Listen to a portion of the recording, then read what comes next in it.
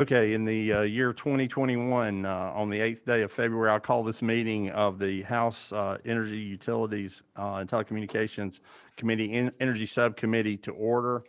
Welcome everyone in person and online. We will do our absolute best to make this completely open and get to everybody that wishes to testify. If you haven't been here before, we're referring to these types of meetings as hybrid meetings. It's a bit disconcerting sometimes to chair those when you're trying to monitor this board, our online people, and it's completely disconcerting when all of a sudden you hear yourself and see yourself with a two-second delay. So if I stammer and stutter around a bit, it's not because I'm nervous. I've seen most of you guys before, and you're not nearly as scary with mask on as you are with mask off. No, I'm just kidding there. But no, seriously, thank you for being here. We're going to do this as quickly as these will be hearing only on these two bills this afternoon. House Bill 76 by Representative John Carson. House Bill 150 by substitute by Representative Bruce Williamson. The substitute LC number is LC 364599S. If folks want to make sure you have that. We're going to do House Bill 76 first. For that, if Representative Carson, if you'll press a button, I'll put your mic on and we'll go for that. Let me also say this again, managing a virtual meeting and an in-person meeting. Mr. Doss has everybody online on his screen while Chairman Carson is presenting the bill. I'm going to endeavor to do that as well. But if you're online and you're having trouble hearing us, if you're a committee member, send Mr. Doss something in the chat so we can make sure to work that out for you. We'll endeavor to keep everybody moving. With that, Chairman Carson, House Bill 76, you have the floor. Need you to press them. There you go. Thank you, Mr. Chairman. House Bill 76, this is the exact same draft as House Bill 761 from last session. This basically raises the percent that an EMC can invest in a gas marketer. This bill was passed by as House Bill 761 last year by, I can't remember the full committee vote, Mr. Chairman. It was at least 12-1, and then it passed 158-7 on the floor. All this does is increase the amount that an EMC may invest in a gas marketer. And you have some talking points to explain a little bit of the background on the bill, and that's really about it. We're not changing anything from prior session. We're just looking to move this forward for the sake of jobs and investment and so forth, and not to trip up any compliance matters for our EMC friends. This was held up in the Senate. We're hoping to get this through this year. Thank you, Chairman Carson. I'm having trouble. I've called you Chairman Parsons one time, so I'm going to have a hard time. Well, I'll get over it. So I'm going to do us. Committee, you've heard that. You saw this last year. Do you have any questions of the author? If not, we'll move on. Do we have anybody? Oh, I'm sorry. I went down below. If we do have someone here signed up to speak, let me just ask again, are there any questions of the author for the committee, either in person or online? I see none. Then I'm going to go down our list here. Mr. Dowdy, would you like to come over there? If you'd tell us who you are and why you're here. You can sit, or well, I guess not. I guess we can't offer you a place to sit any longer. It's a new year. Very new year. Good afternoon, committee. Thank you, Mr. Chairman. I'm Craig Dowdy with Taylor English on behalf of Gas South to speak about HB 76. As Representative Carson mentioned, this was passed out of subcommittee last year and then passed out of the House with just 7 dissenting votes. And it passed out right before the General Assembly shut down for the initial break on quarantine and COVID. And so when we came back, as you recall, it was a very short session to try to just get those bills that had to be done before the session ended. So this bill was not one of the ones that came up in the Senate, and that's why we're back before you today. And to just refresh your recollection regarding the bill,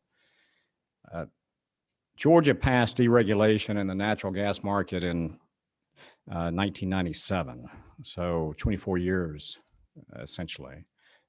We've had some level of deregulation where we allowed private enterprise and companies to not distribute the gas, but to sell the gas that is distributed by the utility, at that time Atlanta Gas Light Company, today Southern Company Gas.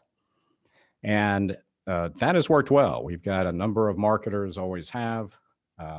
If you are a natural gas consumer, what you find is that there are a number of different options, rate options, and you can shop between marketers and you can change marketers based on that.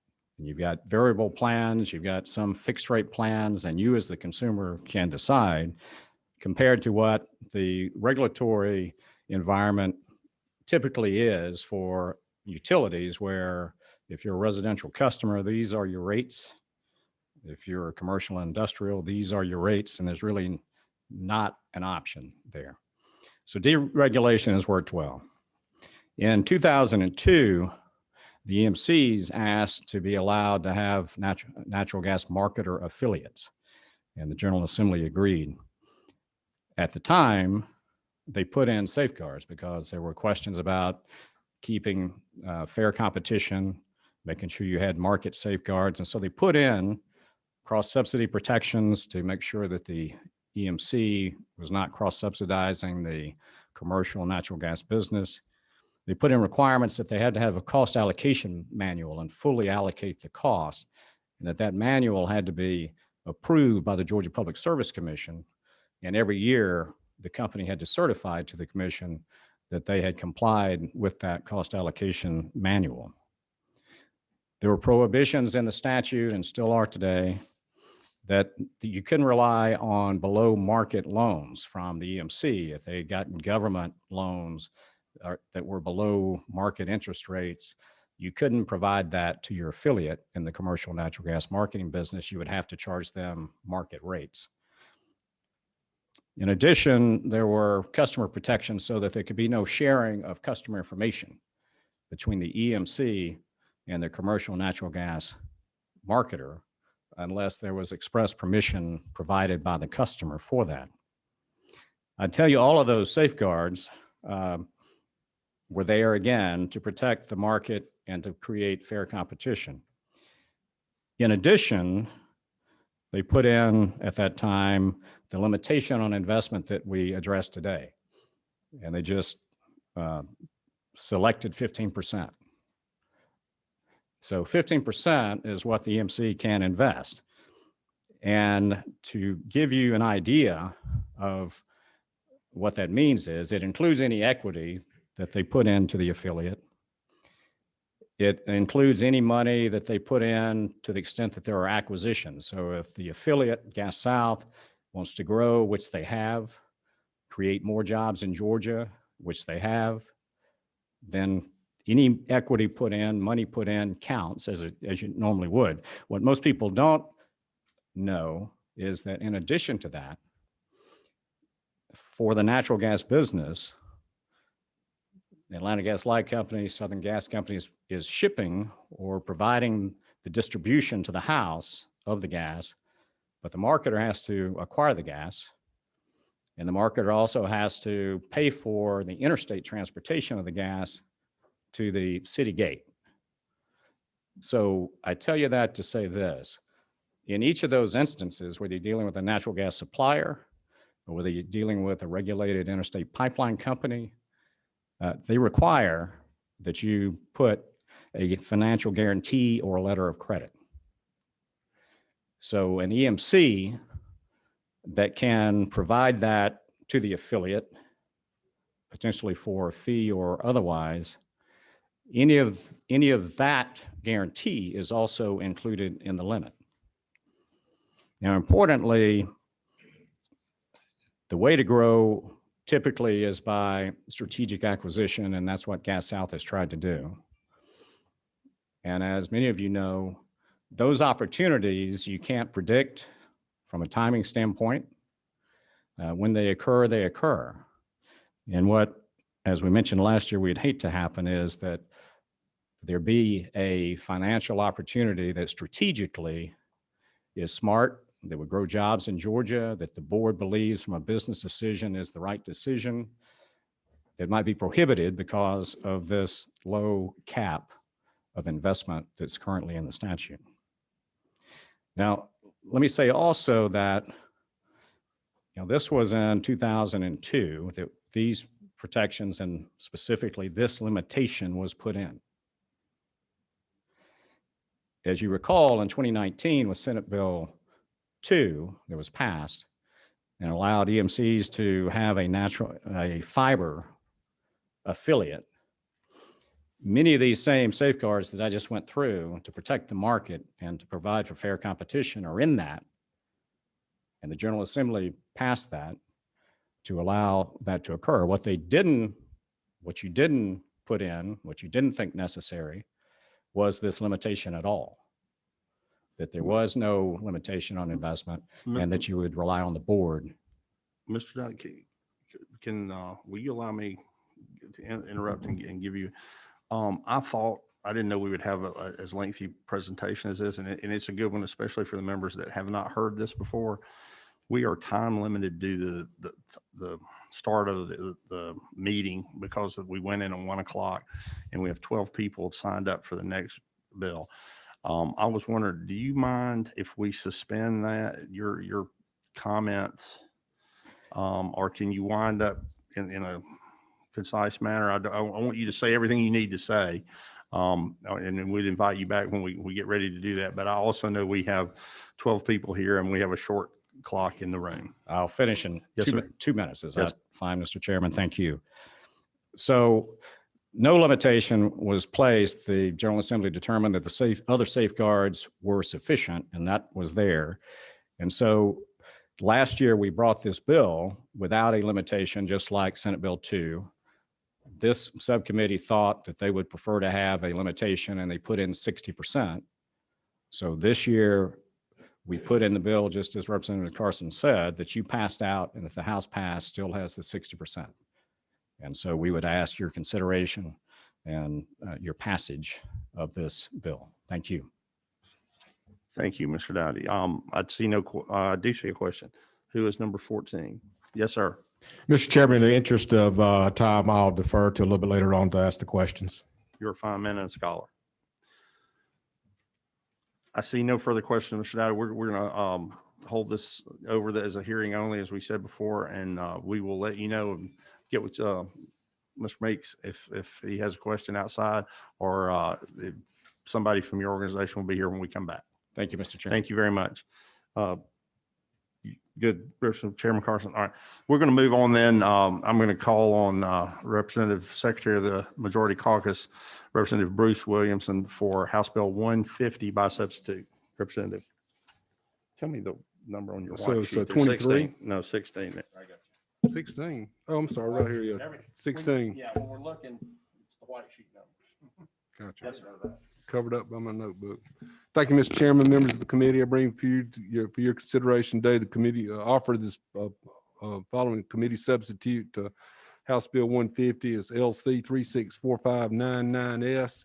And quite simply, this bill would just prohibit governmental entities, or actually put the brakes on having governmental entities from adopting policies that prohibit the connection or reconnection of any utility service based solely on the type of energy or source of that energy or fuel being used by the Georgia consumers. If just sort of following up with that, this measure would give Georgians a resilient path for lower energy pricing. It gives Georgia consumers freedom of choice, thereby assuring that competing Georgia thereby assuring that through competition, Georgia consumers would have freedom of choice as energy sources are kept low by the competitive forces at work. This competition will help consumers, especially our most vulnerable citizens, during these difficult economic times, these citizens, that was a $5 difference in their utility bills, a big deal, and every dollar counts to them. It will definitely help protect restaurant jobs, manufacturing jobs, and especially agricultural jobs where it's difficult to find alternative fuel sources.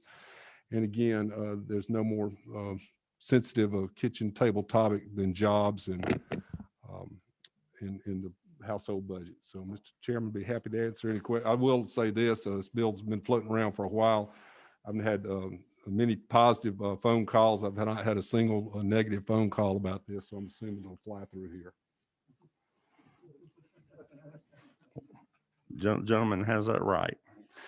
But, any questions from the committee members? Any questions from the committee members, either in person or via Zoom? Questions of the author? I hear none. We have several people signed up to speak. I don't know what order.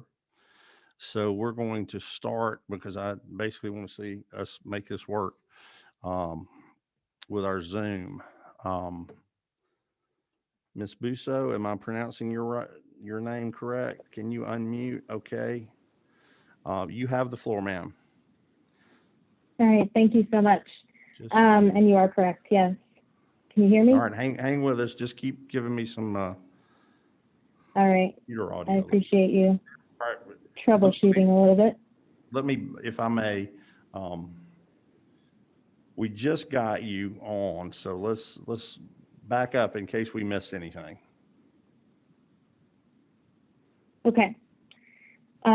Everybody good? You can hear me? Yes? Okay. Good afternoon. Thank you, Mr. Chairman and members of the subcommittee. I appreciate you accommodating our virtual testimony today. I, like many others, am competing for some bandwidth here, so I apologize if this gets interrupted at all.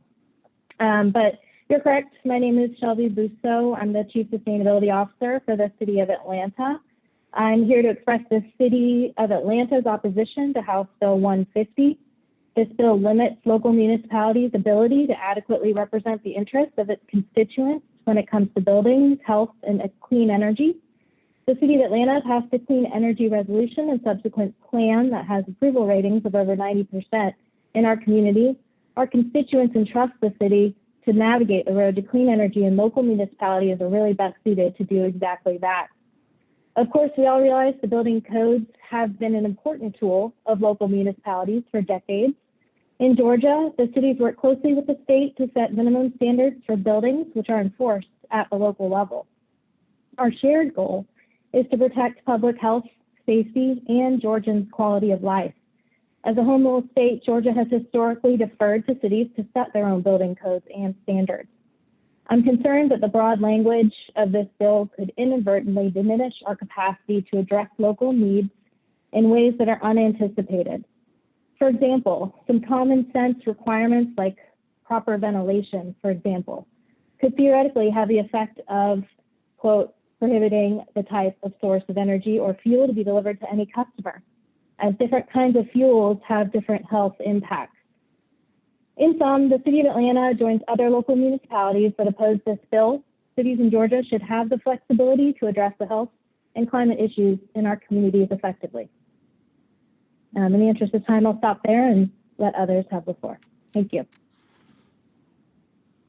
Thank you very much. We'll move on if there are no questions. Carol Myers via Zoom. Miss Myers. Hi, can you hear me? I can. Great, wonderful. My name is Carol Myers. Thank you and all the representatives there in the hall with you and on Zoom for this opportunity to speak. I'm a newly elected county commissioner in Athens, and I'm here today to speak in opposition to House Bill 150 that would preempt local control of building codes concerning connection to utility power sources.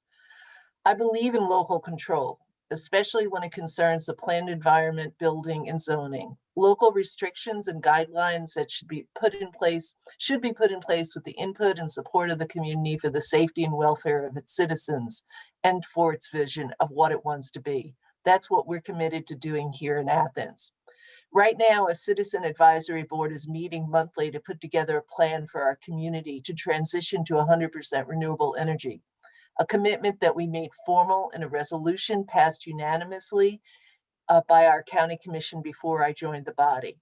That citizen advisory board is made up of a diverse group, including builders. Even during COVID, they are reaching out further to a broader swath of stakeholders across the city. If the plan they come up with includes a review of building codes for increased sustainability, we will once again include the larger community in that discussion and decision. House Bill 150 limits our local ability to make decisions and draft local ordinances. It's understandable that the American Gas Association is promoting this bill. They are concerned about the health of their industry. Likewise, local counties and municipalities are concerned about the health and the concerns of their residents. House Bill 150 limits communities, their residents, and their leaders from making decisions to do just that. I urge you to reject House Bill 150. Thank you so much for giving me this opportunity to speak. Thank you. Michael Songster, am I right, Mr. Songster? Michael, are you there? Yeah, There you got that right. Thank you. Oh, well, there you go. Thank you. Okay. Hello, and thank you for the opportunity to speak to you today. My name is Michael Songster. My wife and I have run Songster Construction in Athens for the last 17 years. For Athens, we're a small to mid-sized residential construction company. To put that in context, we have 5 employees and gross about $1 million a year. About 3 years ago, we stopped putting gas connections and appliances in our new home and major renovation projects. Our decision was based primarily upon the growing evidence that burning gas in homes, especially for cooking, led to worsened indoor air quality and a less healthy home environment for my clients. It required a bit of upfront education from us to explain the issues and convince folks that anything they thought they needed gas for in their house could be done better with electric appliances. Once made aware, however, we have found that people are enthusiastic about the change and customer satisfaction with our homes is extremely high. We concentrate on building very well insulated homes with minimal outside air leakage. Indoor air quality is therefore an extremely important consideration for us. But also important is energy cost. Our clients enjoy very low energy bills, typically between $40 and $60 per month. So adding just the base charges to have a natural gas connection would increase their energy cost by 50 to 60%. It's just not economical anymore. I believe strongly in the power of building codes to help keep Georgians safe within their homes. And I think the state of Georgia and the government of Athens-Clarke County take their responsibilities to enact and enforce those codes in defense of the health and safety of their residents seriously. And we should allow communities to assess risks to their residents and act accordingly to try to offer protections. So I urge you to reject HB 150. Thank you. Thank you. I inadvertently skipped Nick Palumbo. Am I right, Nick? There you go. That's right. Well, members of the committee, thank you very much for the opportunity to speak with you all this afternoon. My name is Nick Palumbo, and I serve as the alderman for the 4th District in the city of Savannah. I come to you today representing my city and on behalf of 13 municipal leaders from across the state of Georgia to speak in opposition to House Bill 150. This measure begins with a dirty word, especially for a place like Savannah: prohibition. HB 150 prohibits and preempts local governments from our fundamental home rule rights and our freedom to choose when it comes to our energy sources. How would you feel if you went down to the dealership to buy a new car, kick the tires, test drive it, line up your financing, but then you're told you can't buy it until all the old models are sold? That's the kind of thought that we have right here. This bill puts Georgia as a state behind in technology and innovation when we know that there are newer, faster, and more efficient models available. Instead, let's keep the market open and allow people, allow cities, in this case municipalities, the option to choose. Over the course of the last 2 years, 5 cities in Georgia have signed up for a newer model, including Atlanta, Athens Clark, Augusta, Clarkston, and Savannah to pursue clean and renewable energy goals. Those were our choices from our constituents. I've submitted a letter addressed to you and your committee from many of the representatives of these cities requesting you to deny this bill so that we can keep that innovative ball moving forward. We don't want to be like the other states that have passed similar bills like this one, which puts utility interests over Georgians. We want to put Georgians first. So we need to seek measures that increase marketplace competition for energy for clean, renewable sources, a bill that respects our home rule, and policies that lower energy bills for residents and build more resilient networks. That happens through marketplace competition. That happens through choice. Please give us that ability. Denying this bill is an opportunity for Georgia to pull ahead. So let the other states buy last year's model. We want to buy the new one. Please, I ask you, deny House Bill 150. Thank you. Hi, Alderman. Would you, you have a question? Would you care to take it? Absolutely. Okay, I'm going to ask you real quickly, and then I'm going to go to the gentleman with the question. On your letter, people's geographic affiliation are on there, but you have a Commissioner Myers.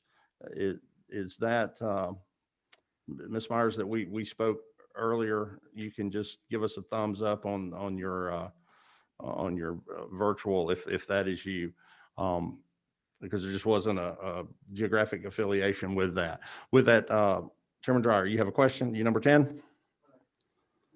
11.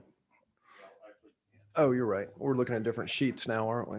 Don't ask me. I'm just trying to be part of the plan. Thank you, Mr. Chairman. Alderman, thank you for speaking today. Your points regarding local control and preemption, resonated. But I also want to say, to me, it seems like this bill is handcuffing Savannah from going to renewable energies, maybe sometime in the future, which could address climate change and potential sea level rise, which has got to be a concern for Savannah. Is that right? Yes, sir, absolutely. Savannah's on the front lines, and frankly, the entire state of Georgia is on the hook to help us. After the rate increases we saw from Georgia Power, they were explicitly to cover the increased costs from numerous tropical systems that impacted our coast. So really, when we're helping out Savannah, we're helping out all of Georgia. Thank you, Alderman. Thank you, Alderman. We have a question number 9, Representative Jackson. Thank you, Mr. Chairman. My question to Alderman, wouldn't House Bill 150 allow for a customer like myself, if I'm building a home, to be able to, if I decide I want geothermal, but the city prohibits me from getting geothermal. So I'm looking at this bill a little bit differently. I support local control, home rule. But from a customer standpoint, based on the energy mix that is available in Georgia, why would I allow for my municipality to limit my opportunity to be able to have the source of energy of my choice based on the technologies that are available today? Well, I'm happy to share that geothermal is definitely in the 100% clean portfolio out there too. And we encourage anybody to have a resilient footprint. I mean, it's all about saving dollars and cents. Likewise, on the other shoe, we can't flood the marketplace or force a provider to flood the marketplace with one energy type, which is exactly what would happen here, is even the providers that are out there that may have natural gas, they're forced to enter the marketplace even when they may not want to, which I think is questionable. And I'm not a lawyer or an attorney. I'm not sure that we can exactly do that.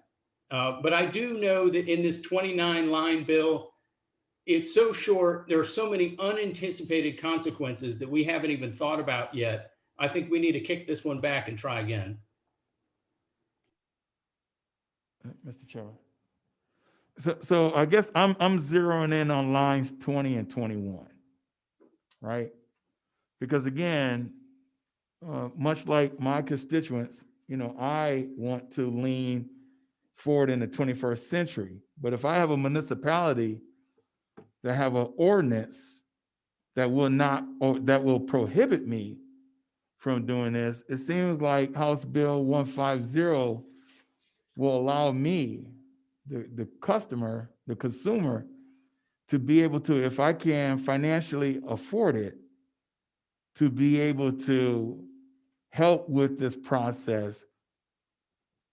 Because if we don't have House Bill 150, and those who are building brand new homes with today's technology, if a municipality wants to prohibit, and I just use geothermal as an example because that's what I did when I was at GE, but there are other technologies out there.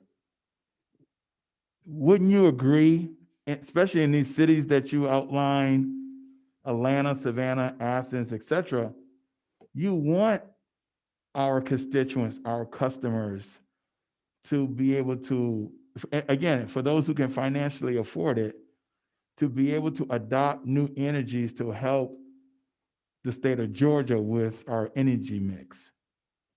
I'm just speaking broadly. Oh, thank you for that question. And to your comment, I think as representatives, we have a duty with the knowledge that we have to protect our residents from deleterious uses. I mean, at a municipal level, we separate the land uses. We make sure that residents don't utilize lead paint, asbestos. So for any of those that we are armed with the knowledge about those deleterious uses, we have to push the ball forward to new and innovative methods. And really what we're asking for is be wary of those unintended consequences of such a short bill like this one that are really going to handcuff municipalities and anybody that's pursuing that clean energy goal. Thank you, Alderman. I have one, and then thank you, Representative Jackson. We do need to move along. We got some other speakers. You mentioned zoning, so I was going to get with you offline, but I'm going to follow this trend. I spent a couple of years in a local government seat, almost 10, and I know in several cases, once one has a vested right in a land and a zoning, it's an inverse condemnation, I believe is what it's referred to when you take that away. Are you familiar with that down there in Savannah? I'm sure you are. It's a friendly question. If you could, we're going to go on to the other speakers, and I'd be happy to engage with you. I have your letter. We can do it offline. I want to understand how you don't think it's an inverse condemnation if a building is wired or piped for gas, or somebody has $10,000 invested in gas, or it could be electric, and you might decide to go a different route. And how the city of Savannah all of a sudden changes their ordinance, and the wise souls that sit in City Hall have decided that that's not good for them, and they have to replace that. Or if you have a restaurant that you decide gas is not good anymore, and they have to pull out $50,000 out of their business. I'm not going to ask you to get with me now on that, but I want you to think about that and get back with me and tell me what part of the ordinance is going to reimburse folks from having to redo that because you guys decided that, because that's a big fear to me. So if you would, I won't put you on the spot with that today, but we do need to move on, and we'll do that and look forward to your further testimony and engaging with you again. Did Chairman Dollar, did you have? Number 6, thank you. Just so that we're on the same page here. Did I hear you right that natural gas I was under the understanding that natural gas was a clean burning fuel. Is that not your assertion? Is this a question for myself? Yes, sir. Well, we're talking about the issue of sustainability, specifically in the lens of this House bill that forces, or rather takes away that home rule right to determine. You guys have to listen to your constituents. We have to listen to ours. And even in the midst of a pandemic, we heard loud and clear, absolutely being on our coast, we need a more resilient energy system that's more reliable, that's not dependent on energy sources from overseas. I mean, we have Elba Island down here on the coast, importing liquefied natural gas from Egypt, Trinidad, and Tobago. You know, all those dollars are going elsewhere. And our residents are looking for energy sources that are produced right here. So we don't have anything against somebody's ability to produce natural gas within the network that's here or who wants to participate in our energy system. We have an objection to just forcing people to enter into the system and removing that individual right.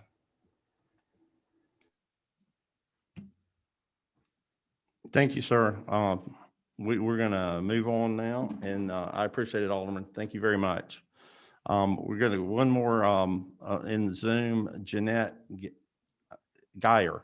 Okay, I couldn't see if that was an A or oh, I can see now. And there's Jeanette. Are you with us? I am. Thank you, Yes, Mr. ma'am. Chairman. Can you hear me? Good. Now I can. Okay. Thank you so much for the opportunity to speak, and thank you also for the opportunity to do so remotely from Blue Ridge, Georgia, and not room 506. So my name is Jeanette Geyer. I'm the Director of Environment Georgia, which is a statewide nonprofit that works for more clean air, water, and green space. And I'm also providing comment today, in addition to Environment Georgia, for the Georgia Water Coalition, which we are a member of, along with 250 other organizations, businesses, churches, and more. So first, from the Georgia Water Coalition perspective, we are deeply concerned about the impact pipelines have on our waterways and property rights. An interest in clean water on your own property, as well as clean water upstream of your property, is really important to protecting Georgia's beautiful rivers, lakes, and streams. And by seemingly locking in gas customers all over the state for more and more gas moving forward, we worry about further eminent domain and further pipeline pollution. So Representative Dollar, an answer to your question would be pipelines are a really great example of one way gas is not clean. And then finally, Environment Georgia has a really long history of promoting solar and working with communities to drive solarized campaigns. And despite that really close connection with solar, I am impressed by what our state has accomplished in the past 10 years. We've gone from essentially 0 megawatts of solar to nearly 3,000. We have 191 solar companies in our state. We put 4,798 Georgians to work. And we did all that without clean energy standards or mandates. This bill, and there are other similar bills that have been introduced around the country, seem to anticipate Georgia turning into California. And what I'd urge the committee to do is to oppose this legislation, let our communities move forward with crafting a really new and exciting energy future in our own very unique Georgia way that many of us probably can't even imagine today. So that's all I have. Thank you so much for your y'all's attention and ability to weigh in remotely. Thank you very much. We're glad we were able to do that for you.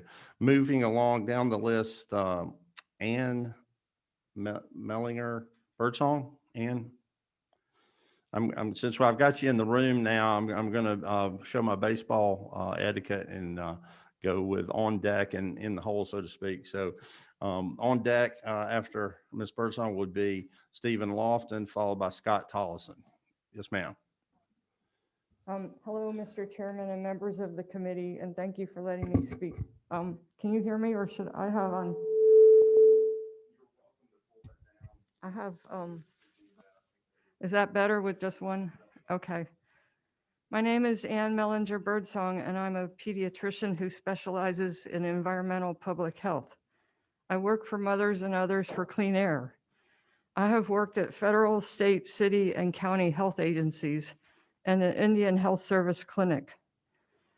HB 150 would preempt local governments from making zoning regulations or other ordinances based on the type of source or of energy or fuel. This bill would prevent local governments from protecting the health of their citizens. Natural gas is used in some homes for cooking, heating, and other uses. Many people are not aware of this, but when natural gas burns, it produces a variety of air pollutants that can damage health. These include particulate matter, nitrogen oxides such as nitrogen dioxide and other oxides, carbon monoxide, and formaldehyde. These pollutants can harm our health, whatever age we are, but they are especially dangerous for children because children are still growing and 80% of their lungs form after birth. Homes that have gas stoves have 50 to 400% higher levels of nitrogen dioxide in the home compared to homes with electric stoves. Baking a cake can create nitrogen dioxide levels more than twice the EPA standard for outdoor air. There is strong evidence that nitrogen oxides contribute to both asthma attacks and the development of asthma. It makes children more prone to respiratory infections. It damages children's lung growth into the teenage years when they're in high school. It can affect their ability to learn. Georgia's child asthma rate is higher than the national average, so it's good to allow counties and cities to have regulations to protect health.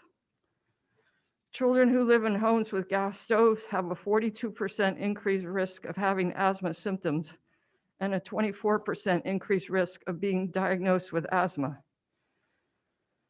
Particulate air pollution is very damaging to children's health. It affects their cognitive development when they're infants, toddlers, and preschoolers, and school performance from birth through high school. It damages children's lung growth. In adults, it causes heart disease, lung disease, strokes, diabetes, and dementia, and is linked to high blood pressure and obesity. All of these chronic conditions start with exposures in childhood. Carbon monoxide can be lethal if levels build up inside a home. This can happen with poor ventilation, older, poorly maintained appliances, and in small houses or apartments. And then formaldehyde is another chemical that's produced by burning methane. Methane is CH4 and formaldehyde is CH2O, and the oxygen replaces two of the hydrogens. It's a known carcinogen. And in this era of COVID, there are many papers that document a link between air pollution, specifically nitrogen oxides and particulates, with a higher risk of getting COVID and a higher risk of dying from COVID. Gas stoves create both of these air pollutants that are shown to increase the risk of developing or dying from COVID. Why then would we want to prevent cities and counties from protecting their citizens' health? Doctors Landergan and others wrote in the New England Journal of Medicine just a year ago, gas is associated with health and environmental hazards and reduced social welfare at every stage of its life cycle. They were discussing the health hazards from natural gas, from pipelines to fracking to use in the homes. HB 150 does not have any stated reasoning as to why this bill is needed. It will prevent cities and counties from creating zoning or other ordinances that can better protect their citizens' health. We do not prevent cities and counties from having housing regulations to protect people from radon, which is known to cause lung cancer. And we should not prevent them from regulating natural gas, which harms health by producing indoor air pollution. Therefore, I respectfully ask you to vote no on this bill. And I brought this article from the New England Journal if you would like to have it. Yes, ma'am. Would you like the subcommittee to have access to that in the future? Yeah, sure. Okay, if you give it to Mr. And Doss, I can give you, I have the references where I got my information from in my talk too. I can give that. thank you, ma'am. We'll make sure copies are made and gotten out electronically to the Okay. members. Yes, ma'am. I see no questions. Thank you very much for your time this afternoon. All right. Thank you. Mr. Lofton. Mr. Tollison, you're on deck. Mr. Mock, you're in the hole.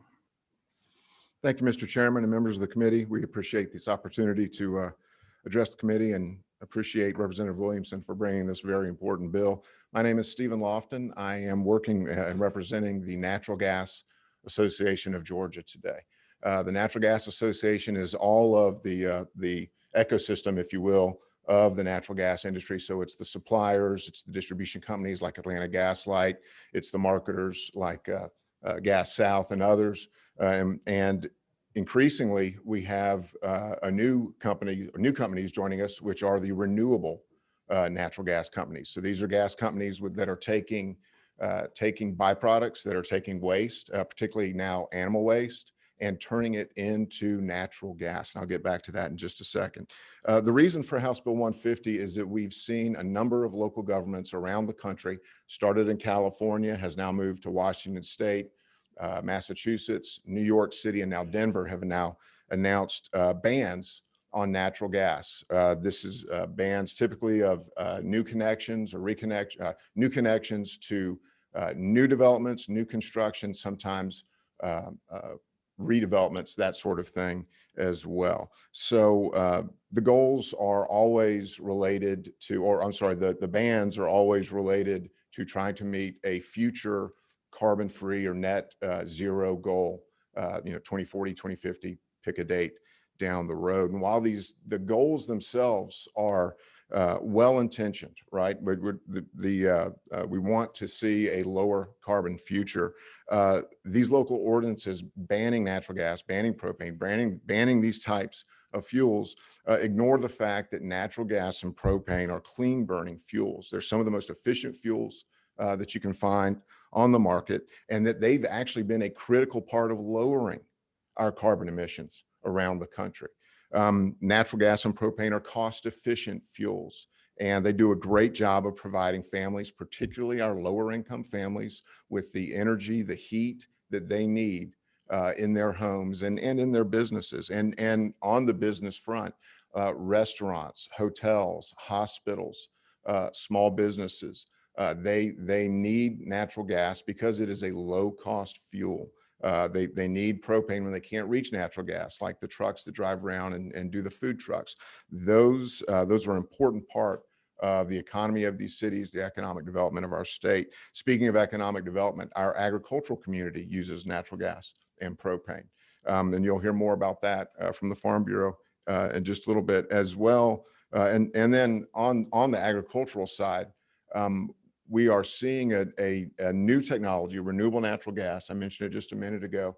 This is going to take stuff like chicken waste and farm waste and turn it into natural gas. The issue is that in order to make those companies profitable, you have to have a distribution system that can take that gas and send it to a consumer. And if you've got a marketplace that is capped, right, because a local government has enacted an ordinance banning new hookups, that's not a very good, that's not a place where you want to put your business. And these are going to be huge projects that are going to be going to provide new jobs in rural parts of Georgia, exactly where those jobs are needed the most.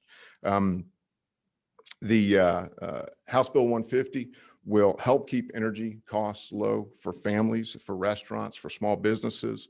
It'll ensure that Georgia has a diverse energy supply. There's a lot of conversation earlier about resilience and reliability. Well, the way you ensure resilience, and Derek, Representative Jackson, you know this better than anybody, is to have a diverse energy supply. You don't want to have just one energy supply in your city. You want to have lots of ways to receive energy. And then it makes Georgia more competitive. We want Georgia to stay the #1 state in the country to do business. This bill will help ensure that. Finally, it puts Georgia on a level footing with the other states that have already passed this: Arizona, Oklahoma, Tennessee, Louisiana, and more that are considering it this year. For those reasons, Mr. Chairman, we ask you to support House Bill 150. Thank you so much. We do have a number of additional speakers, but you have one question. Would you stand for it? Of course. Representative Dreyer, Chairman Dreyer. Thank you, Mr. Chairman. Thank you for your presentation. And without a doubt, natural gas is cleaner, better in a lot of ways than coal. But even then, though, looking at Shell's website, it says that a ton of natural gas produces 2.8 tons of carbon emissions, and coal would produce about 3.4 tons of carbon emissions. That number sound about right? I haven't studied the Shell website. I'd have to get back to you on that, Representative Dreyer. I apologize. It's fair. I have not studied the Shell website until about 10 minutes ago, but I guess I just want to ask you if it's a good idea to do something now that could still be in place 20 years from now, when solar and renewable sources could be a lot cheaper and would make sense. I mean, at some point in time, it would make sense to allow municipalities to require renewable, right? What I would say, Representative Dreyer, in response to that is that these local governments should probably trust their citizens to make those decisions, right? We have a home builder who testified earlier who is doing nothing but electric homes, and that's fantastic. And if he's able to market that and find a market for it and outcompete the other home builders in the area, then there's the answer. He's got something that the others don't. But why limit those options for those consumers in those areas? Why limit that option for the business community, for economic development, that sort of thing? That's where we would stand on that. No, thank you for being here. Thank you for your work on cleaner energy. Thank you so much, Representative Dyer. I appreciate your I- questions. one brief question for you. Yes, sir. I think you answered. Is it true in Georgia when you build a house, whoever owns that, if you will, from a distribution standpoint on the electric side, has to provide you service? Is that not true?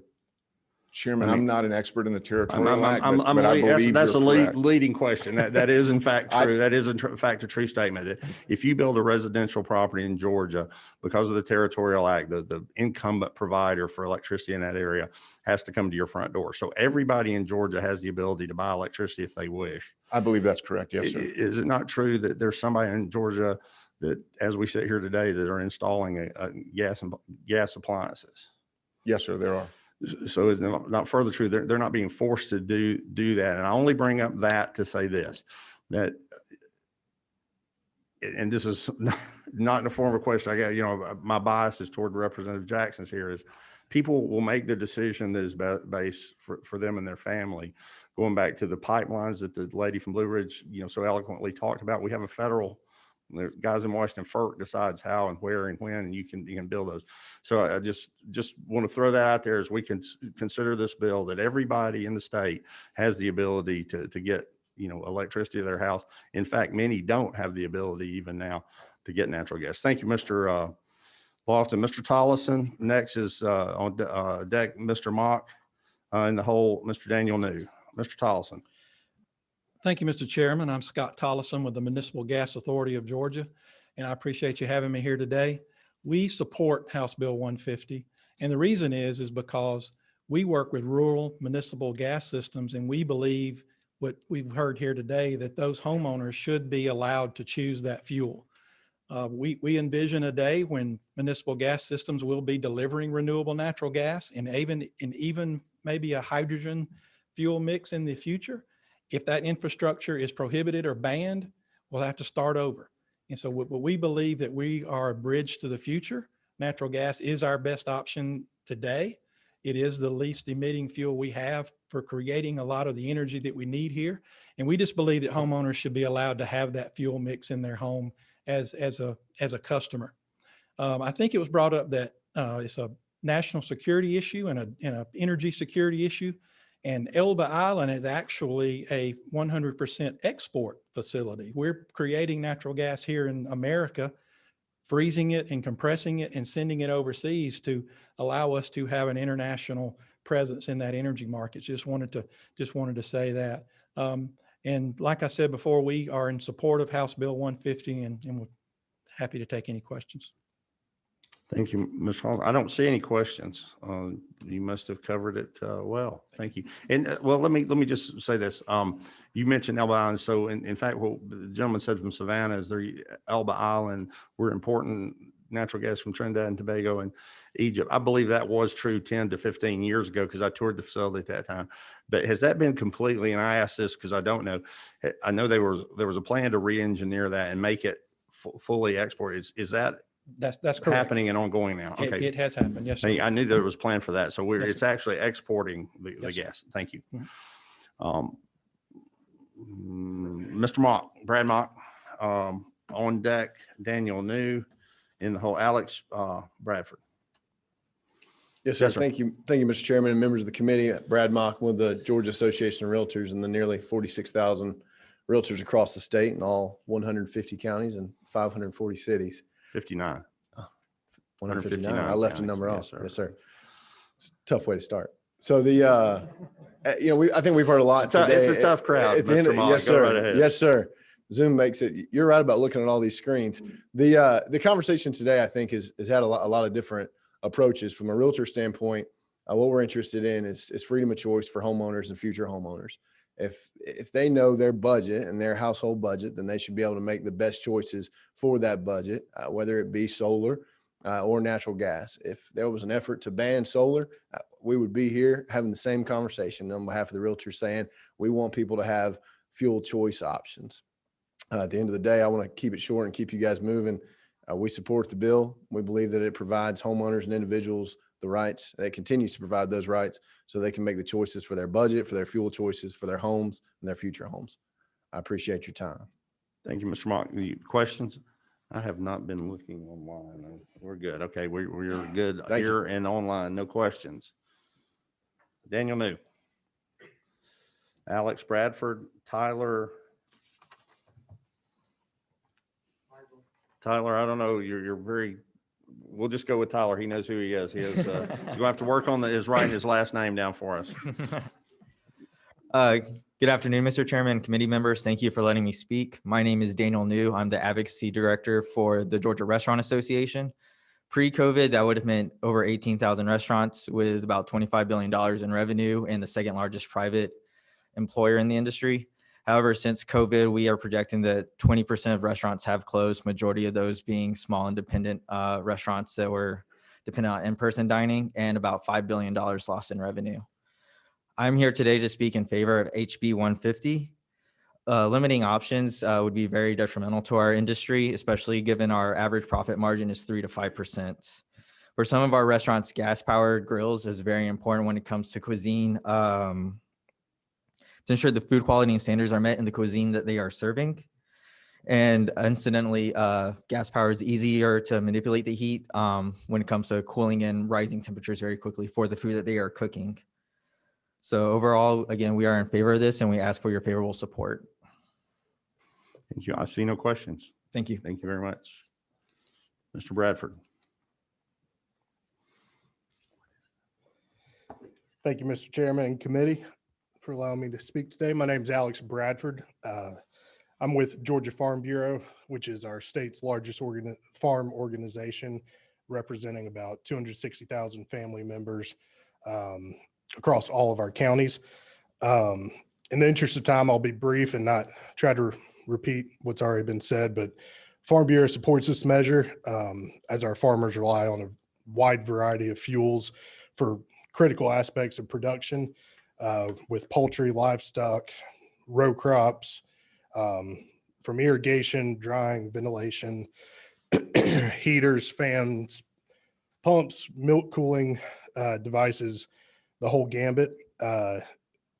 Energy, these resources are also used in the production of fertilizer and pesticides that we rely on. So agriculture is very sensitive to both direct and indirect price changes and policy changes with energy. By protecting all of the available fuels that we have at our disposal, it protects the significant and long-term investment of agriculture that is required to be made in today's environment in order for these small businesses to remain viable. Farmers are the original conservationists, and we rely on the earth and the health of the land. While we do rely on a diverse profile of energy, farmers have also embraced the creation of it, embracing biofuels, solar, as was mentioned earlier, just in the past decade, have made huge strides in that. And while we support principles of conservation and stewardship, we do not support the government's picking winners and losers and prohibiting certain ones of those that may make the best sense for these businesses in their local areas, especially at such a high cost. The long-term nature of these farming operations requires certainty in an investment and planning. And this legislation would give some continuity, fairness across the state, and ensure the availability of affordable and reliable energy for our farmers and agriculture. Thank you, Mr. Chairman. If there are no questions, I say y'all favorably consider this bill. Thank you. I see no questions. I do have an issue I would like to address with you, though. Chairman Williamson wanted me to ask that is, you have a new president of the Georgia Farm Bureau. Is that not true? I sure do. Did he not think it was important enough to come and speak to this bill for Mr. Williamson? I can promise you he would much rather be here today than Well, probably drinking from the fire hose that he's gotten himself into. For those, we did have to make a light moment. For those that do not know, former Representative Tom McCall, Chairman Tom McCall, formerly the agricultural chairman in the House, was recently elected to be the president of the Georgia Farm Bureau. I wish to pass on my congratulations to him, and we had to have a bit of fun. You could tell Representative Chairman, now President McCall, we miss him, and we thank you for your comments today. Certainly Mr. will. Bradford. Thank you, sir. All right, I'm now updated on the writing here. We have put it together am I right? Tyler Meisel? All right, we're going to have to work on the last four digits when you, or the last four letters there, Tyler. Yes, sir, you have the floor. If I had chosen a different profession, I should have been a doctor, but I didn't. Good afternoon, Mr. Chairman, members of the subcommittee. I'm Tyler Meisel, and I'm representing the Georgia Propane Gas Association. We represent the propane marketers throughout the state of Georgia. There's about 120 of us. We're in favor of this bill for a number of reasons, but the most important of which is consumer choice. By letting this bill get unfavorably shot down, it would restrict really what homeowners could choose to use as fuel products in their own home. And that just doesn't seem very Georgian of us. Propane is a clean burning, non-corrosive, non-toxic fuel source that is used for a number of uses among cooking, heating, material handling, logistics, and other business processes like paint drying booths, kilns to treat wood for pallets, all sorts of uses. And I don't want to repeat everything that everyone else has already said, but we hope that y'all will look favorably upon this bill and pass it through. You have no questions. Thank you very much. Thanks, sir. That concludes all those that we have signed up to testify. Is there someone else that we may have missed? And if you've been good enough to sit here with us, we want to give you the opportunity. If not, we're going to go, before I go back to Chairman Williamson or Secretary Williamson to discuss this, if he has anything to add, I do want to mention that we did have a substitute, LC 364599S. I'm told by Mr. Doss during the thing that everybody may not have a copy of that. So as I said, this would be a hearing. We'll be carrying that over. In particular, I'm concerned that we have some wording down on lines 27 and 28 that we may work on to make sure we're getting the interest. Am I correct? And I'm going to turn it over to you, Representative Williamson.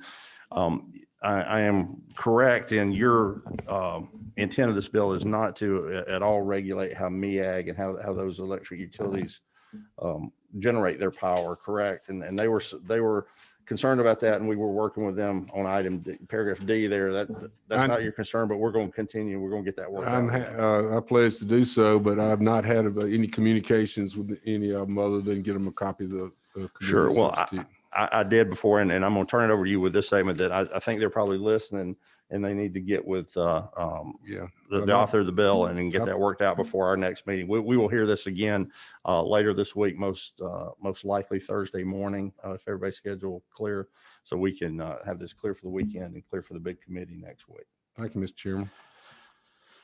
You have the floor if you'd like to close. Just happy to answer any questions, but I think everybody's heard testimony both for and against. And again, I stand ready to talk to anybody for or against the bill. I just hadn't had any phone calls.